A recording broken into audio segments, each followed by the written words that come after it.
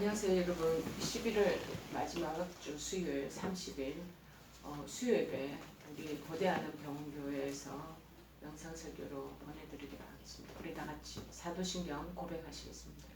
전능하사 천지를 만드신 하나님 아버지를 내가 믿사오며 그 외아들 우리 주 예수 그리스도를 믿사오니 이는 성령으로 잉태하사 동정녀 마리아에게 나시고 본디오 빌라도에게 고난을 받으사 십자가에 못 박혀 죽으시고 장사한 지 사흘 만에 죽은 자 가운데서 다시 살아나시며 하늘에 오르사 전능하신 하나님 우편에 앉아 계시다가 저리로서 산 자와 죽은 자를 심판하러 오시리라. 성령을 믿사오며 거룩한 공예와 성도가 서로 교통하는 것과 죄를 사하여 주시는 것과 몸이 다시 사는 것과 영원히 사는 것을 믿사옵나이다. 아멘. 오늘 하나님께서 저희들에게 주시는 말씀은 구약성경 느헤미야 8장 10절에서 12절 말씀 보시겠습니다. 느헤미야 8장 10절에서 12절 말씀이 되시겠습니다.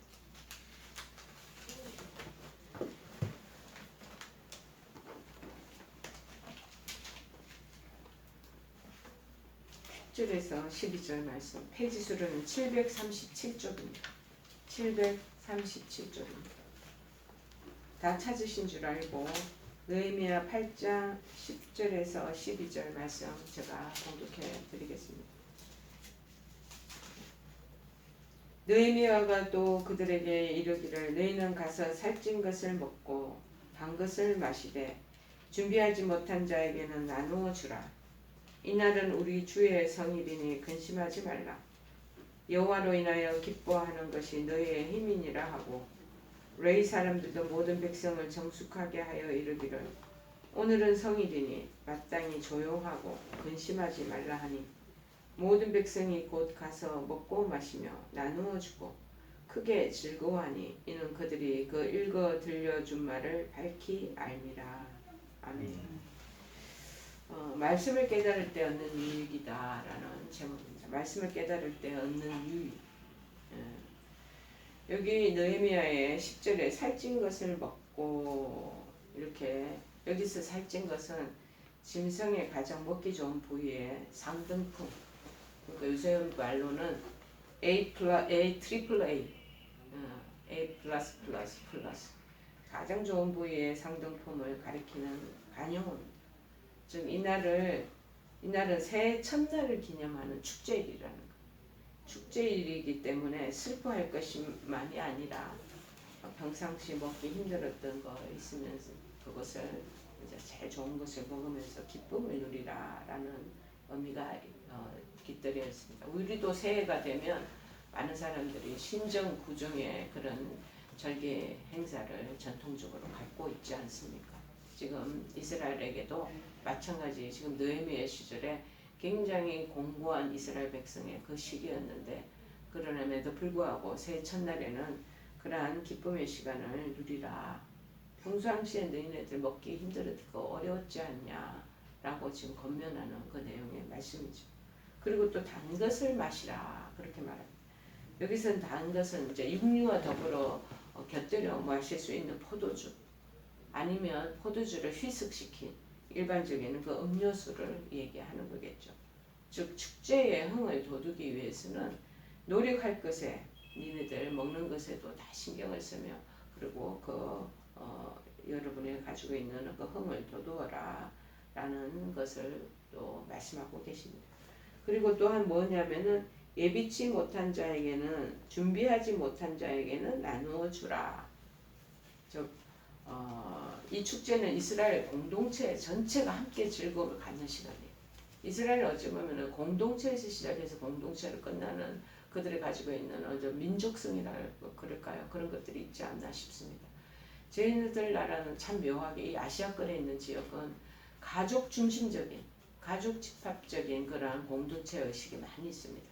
그러나 140년 전에 복음이 들어오면서 기독교가 들어오면서부터 점점 교회라는 신앙 공동체 안에서 모여드는 게 이제 많이 달라지는 그런 풍습이지만 그럼에도 불구하고 여전히 이 명절날에는 가족 중심적인 그런 공동체의 모습을 볼 수가 있는 것입니다.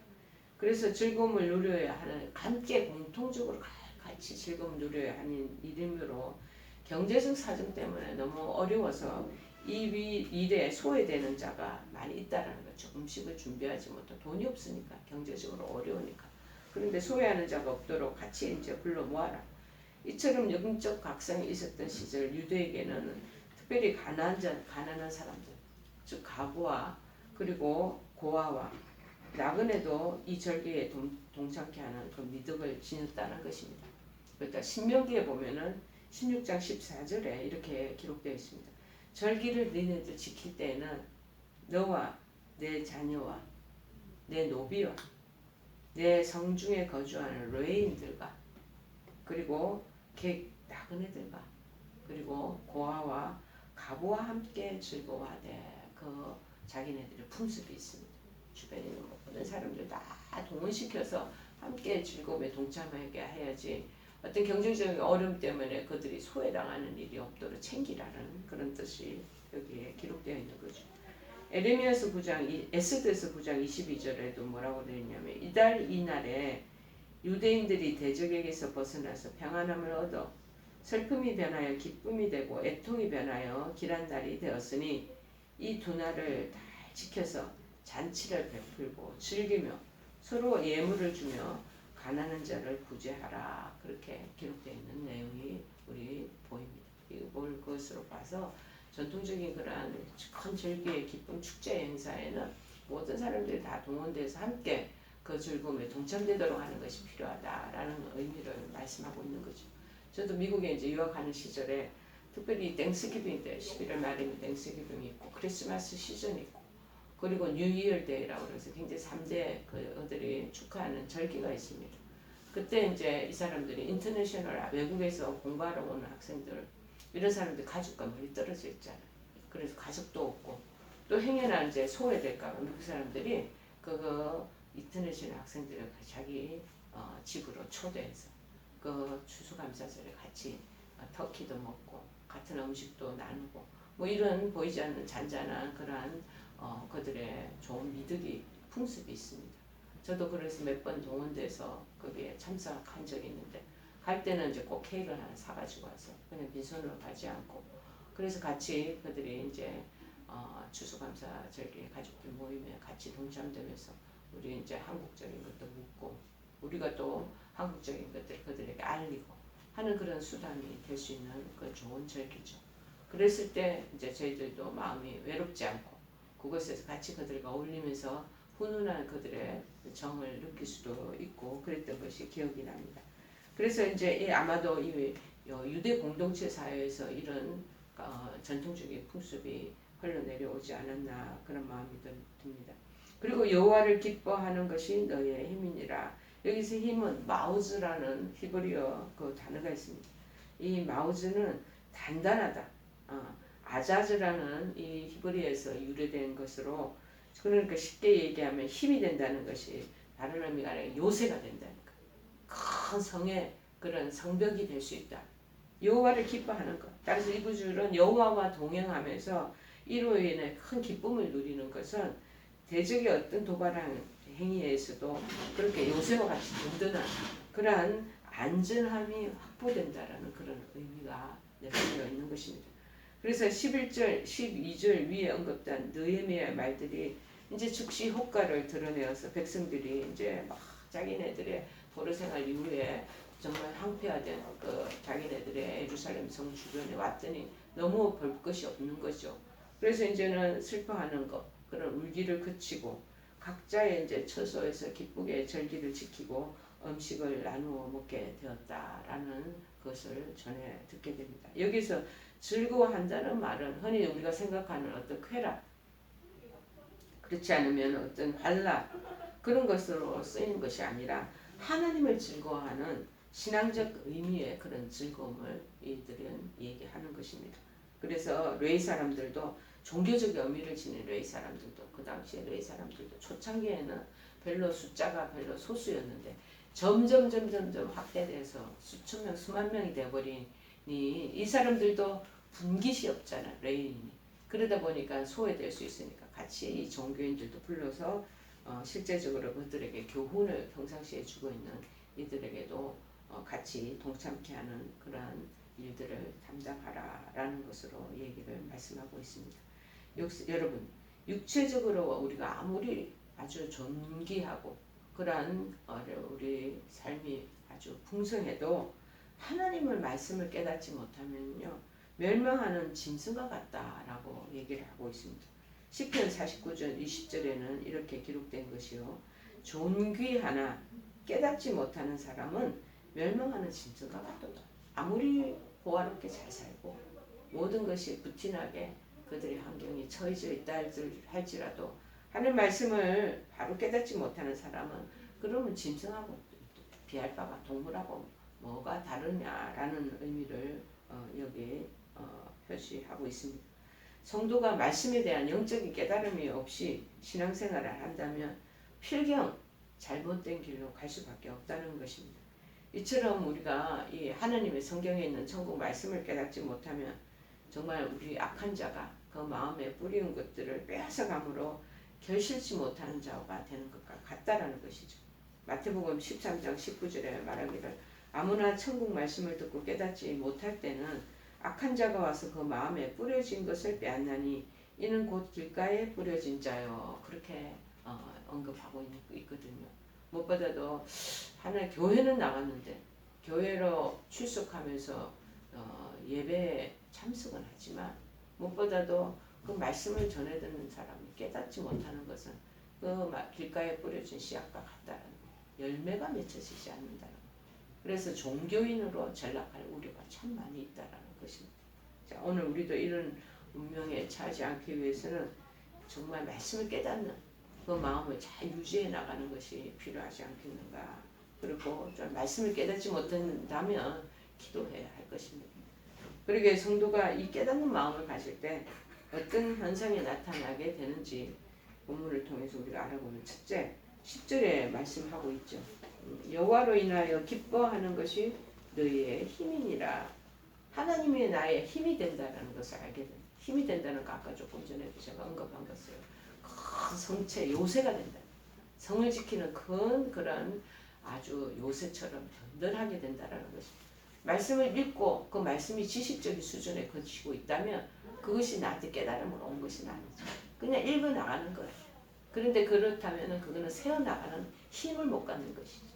이런 말씀이 탁탁 부닥쳐서 나에게 큰 어떤 깨달음이 오면 여러분이 어려운 고난과 질병의 지금 어려운 속에서 사투하고 계실 때도 분명히 그 말씀이 나에게 큰 요새가 되어줄 거예요. 든든한 반석이 되어준다라고 말하고 있습니다. 만약에 근데 깨닫지 못하고 있으면 하나님 깨닫는 은혜를 주십시오 하고 기도하셔야 된다는 거예요. 신앙생활에서 가장 중요한 것은 뭐냐? 우리가 낙심치 않고 주께서 주시는 영적인 힘을 유지하는 것. 이것이 굉장히 중요합니다. 여기서 힘은 단단하다, 강하게 한다라는 아까 얘기한 것처럼 견고한 성을 얘기하는 것. 사사기 6장 26절에도 말하기를 또 이 산성 꼭대기에 내 하나님 여호와를 위하여 규례대로 한 제단을 쌓고 그 둘째 수소를 잡아 내가 찍은 아세라 나무로 번제를 드릴지라 하시니라. 여기서 말하는 것처럼 산성 꼭대기 견고한 성과 같다라는 것이 하나님이 기뻐하는 것. 그리고 이제 산성이 된다라는 것이. 그리고 또 우리 이 하나님 말씀을 깨닫게 되면 큰 보장을 허락하는 것과 마찬가지. 그러니까 피난처도 마찬가지로 피난처와 같다는. 그래서 말씀을 그 지식적인 말씀으로만 흘려보내면 그게 그 말씀의 그 어떤 파워를 능력을 체험하지 못하는 것입니다. 그래서 얼마 전에 제가 어떤 간호사 선생님하고 상담을 한 일이 있는데 이제 각 교회에 이제 세례를 받고 출석하게 됐던 자매인데 말씀을 들으면 읽거나 뭐 들으면 계속 졸린다는 거예요. 졸리고 잡생각이 나면서 계속 방해가 된다는 것이 뭡니까? 영적으로는 사단이 그 마음에 씨앗이 그 마음밭에 뿌려지지 못하도록 길가에 그렇게 쉽게 이게 씨앗이 뿌려져서 자꾸 이제 그거를 갈취해 가는 거죠. 그러니까는 없고 교회는 다니기는 다니는데 말씀의 뿌리가 안 내려지다 보니 깨달음이 없다 보니 그냥 교회 다니는 것이 무료하고 그냥 왜 다니는 건지 모르게 그냥 다니게 되고 그러다 보면 기복적인 신앙으로 교회 나가면 복을 받게 되고 교회 나가면 안심이 된다라는 심리적인 자기의 그 매너리즘에 빠지게 되는 거죠. 그러다 보니까 그냥 교회 가는 것에 큰 의미가 정말 주님께서 주시는 기쁨을 느끼지 못하고 획득하지 못하고 그냥 그렇게 종교인으로 전락할 수가 있다는 거죠. 참 너무나 안타깝더라고. 그래서 내가 말씀을 날마다 그러나 방해되는 세력이 있다 할지라 계속 읽어나 묵상해 나가라. 그리고 그 말씀을 토대로 내 삶에 지금 어려운 문제가 있다면 하나님 말씀을 자꾸 바라볼 때 힘이 되고 나에게 큰 능력이 된다고 그러는데 저 그거를 절감하지 못합니다. 하고 기도하라고. 기도장으로 그걸 가지고 가라.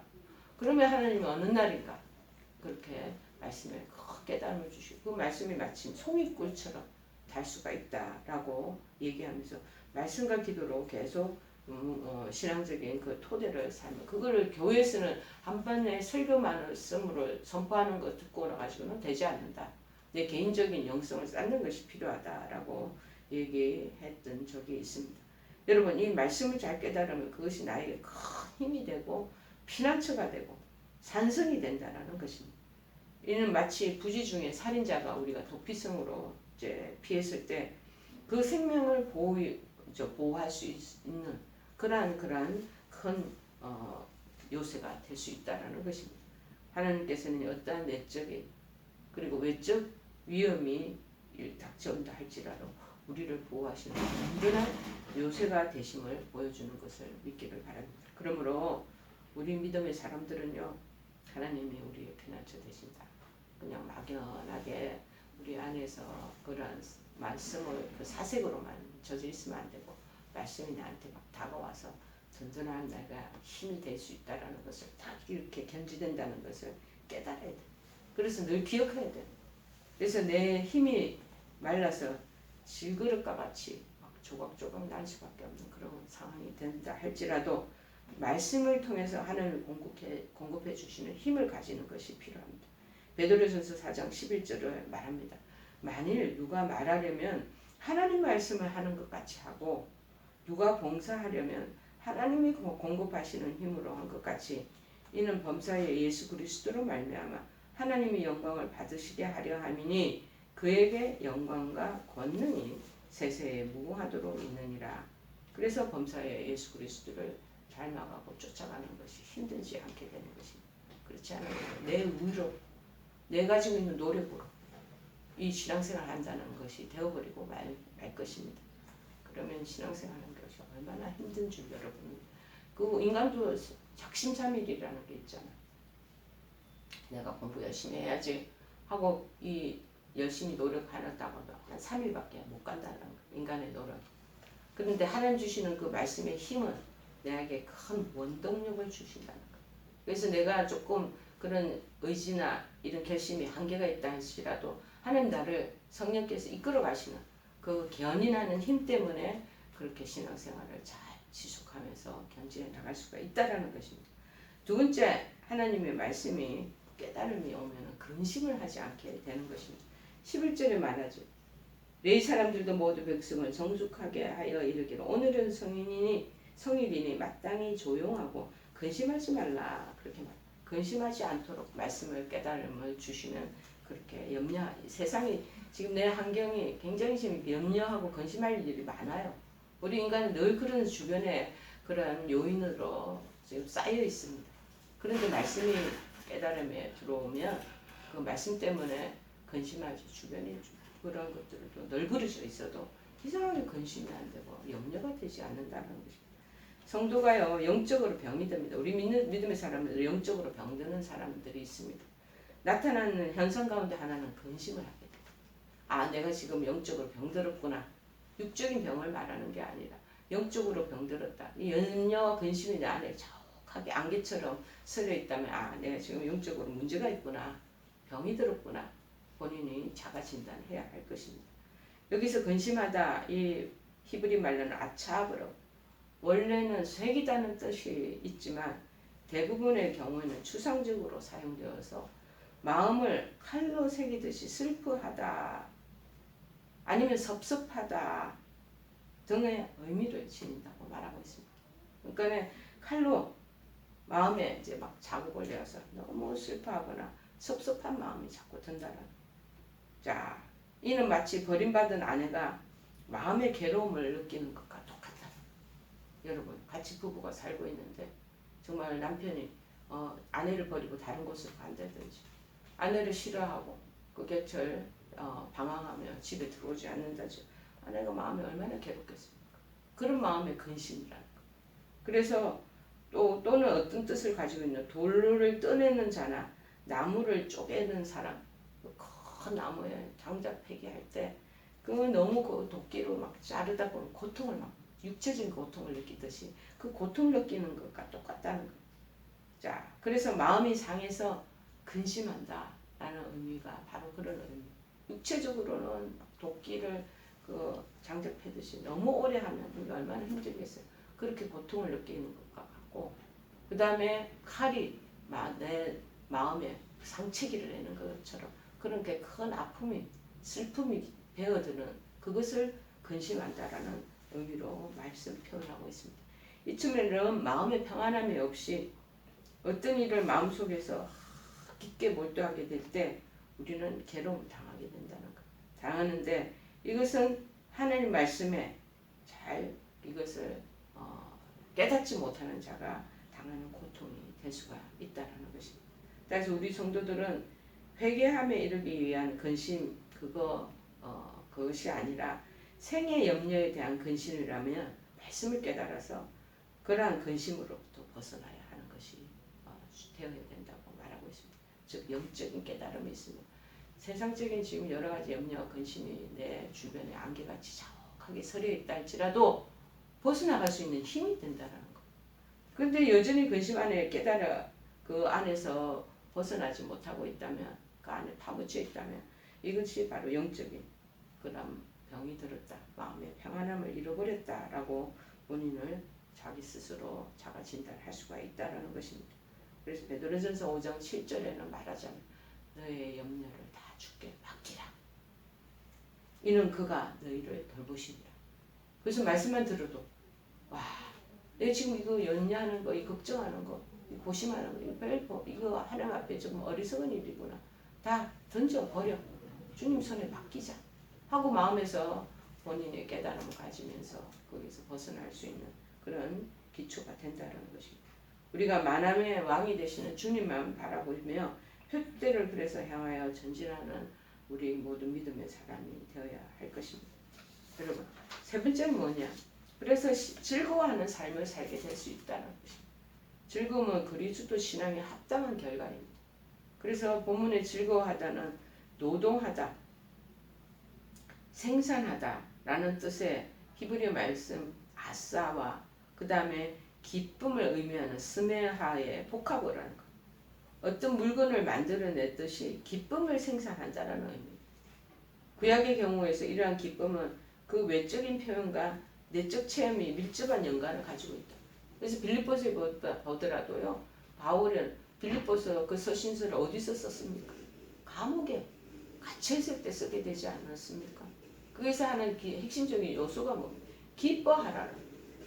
기쁨의 장이, 기쁨의 서신서가 어디에 있을 때 호화롭게 자기가 왕궁에 있거나 아주 잘 살고 지금 만족스러운 그런 어떤 아주 그런 좋은 도처에 있을 때 그렇게 그가 쓰지 않았습니다.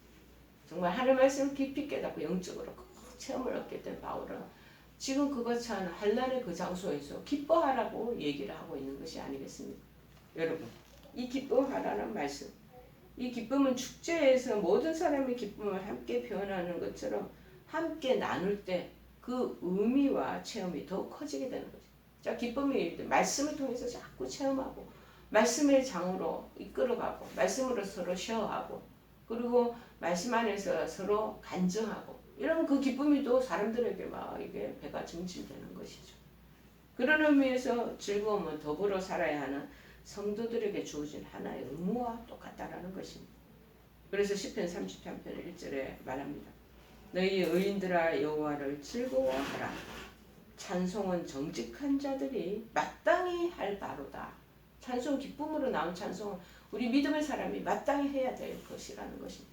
그런데 어둡고 컴컴하고 그렇게 하면은 그것이 즐거워하는 삶을 사는데 큰 방해가 되지 않겠습니까? 그래서 시편 4편 8절에도 말합니다. 내가 평안히 눕고 자기도 하리니 나를 안전히 살게 하시는 이는 오직 여호와이시다. 그렇게 말합니다. 여러분, 주의 말씀을 깨달을 때 얻게 된다고 얘기합니다. 이 기쁨은. 그래서 우리의 얼굴을 빛나게 한다는 것. 성도의 네 내면의 기쁨이 차면 얼굴에 이 보이지 않는 그 안에 그 환한 빛이 나오게 되어 있습니다. 뭔가 모르게 얼굴이 컴컴합니까? 뭔가 모르게 수심에 차여 있습니까? 그 안에 내적인 것에 하나님 주시는 말씀의 깨달음이나 즐거움과 기쁨을 지금 누리지 못하고 있다는 것에 증거가 된다는 것입니다. 여러분, 오늘 우리 주변에는 말씀의 참뜻을 깨닫지 못하는 성도들이 너무나 많이 있습니다. 표면적이고 형식적이고 그러한 종교적인 그러한 크리스찬들이 너무나 많다는 것입니다. 어떤 이들은요 많이 듣기는 들어. 유튜브, 너튜브 그리고 각각 설교 홍수에 쌓여있는 요즘입니다. 많이 들으면서도 깨닫지를 못하는 듣고 줄줄 흘러나가는 것. 듣고서는 오늘 마음에 이것이 잘 새겨지고 그리고 그것에 대한 큰 감동이 와야 되는데 그러다 보면 여기 안에 그대로 내적으로 여기에 침자가 있거든요. 그냥 듣고 그냥 흘러나가. 말씀의 홍수가 너무 많아서 저는 어떨 때는 말씀 듣다가 듣기 싫어요. 솔직하게. 다른 좋은 설교들이 많이 있습니다. 듣고만 난 뭐하냐. 다 흘러나가는데 다 새어나가는데 내 안에 들어오지가 못할 때가 얼마나 많이 있어요. 지금 우리 현대시대에 많이 듣게 되지만 깨닫지 못하는 자가 너무 많이 있다는 거예요. 그래서 이사야서 6장 9절에 말합니다. 여호와께서 이르시되 가서 이 백성에게 이르기를 너희가 듣기는 들어도 깨닫지 못할 것이요 보긴 보아도 알지 못하리라. 그렇게 말씀하고 있습니다. 요즘 시대가 그렇습니다. 또 어떤 이는 악을 행하게 됩니다. 왜 그런 사악한 일들이 살인하거나 주변에 그런 남에게 피해를 주고 사기 행각을 벌이고 남을 넘어뜨리게 하는 일들이 많습니다. 그 마음이 무디어져서 깨닫지 못하게 됩니다. 듣기는 들어도 깨닫지 못할 뿐만 아니라 마음이 완악하고 강팍하고 단단해져 마음이 무뎌져 갖고 말씀이 들어오지를 못하는 거예요. 자, 전도서 5장 1절에 말합니다. 너는 하나님의 집에 들어갈 때에 내 발을 삼갈지어다. 가까이 하여 말씀을 듣는 것이 우매한 자들이 재물 드리는 것보다 나으니 그들은 악을 행하면서도 깨닫지 못함이니라. 우리는 어떻습니까? 여러분, 정말 말씀을 옳게 분별하고 있는 내 자신입니까? 우리는 지금 하나님이 나의 힘 되시는 것을 알고 있습니까? 그 마음에 정말 기쁨과 감사가 넘쳐나고 여러분 있습니까? 속으로 진단하시기를 바랍니다. 성도가 주의 말씀을 바로 알고 그 말씀을 잘 깨닫게 되면요. 나의 힘의 근원이 안에서 동기, 모티베이션이 안에서 막 차고 넘쳐. 근원이 바로 하나님이신 것을 알게 되고 그 힘으로 우리가 살아가게 된다는 것입니다. 그래서 근심하지도 않게 되고 영적인 큰 평안을 누리고 얻으며 살게 된다는 것입니다. 그래서 예수 안에서 참 기쁨을 누리며 즐거운 삶을 살게 되는 우리가 되는 그런 인생의 여정 속에 있게 되는 것입니다. 여러분, 말씀을 그냥 듣고 그냥 흘러버리지 마시고 말씀을 잘 깨닫게 되고 그리고 말씀을 잘 깨달을 수 있도록 하나님 은혜, 성령께서 은혜를 주십시오 하면서 말씀을 그렇게 펴고 말씀을 잘 묵상하며 여러분들이 통독해 나가고 또 이어져 나가는 그런 가을이 되기를 간절히 축원드립니다. 우리 찬송가 117장 찬양하시면 오늘 말씀을 마무리하겠습니다.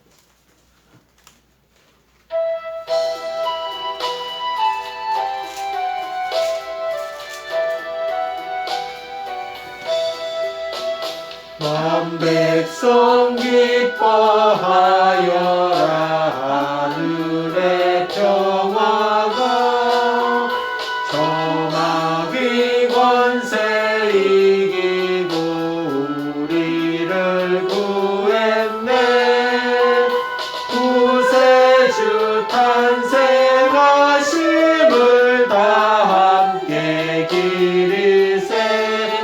오 기쁘다 반가운 소식 주오셨네.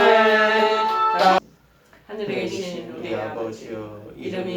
속히 여김을 받으시오며 나라의 마옵시며 뜻이 하늘에서 이룬 것 같이 땅에서도 이루어지이다.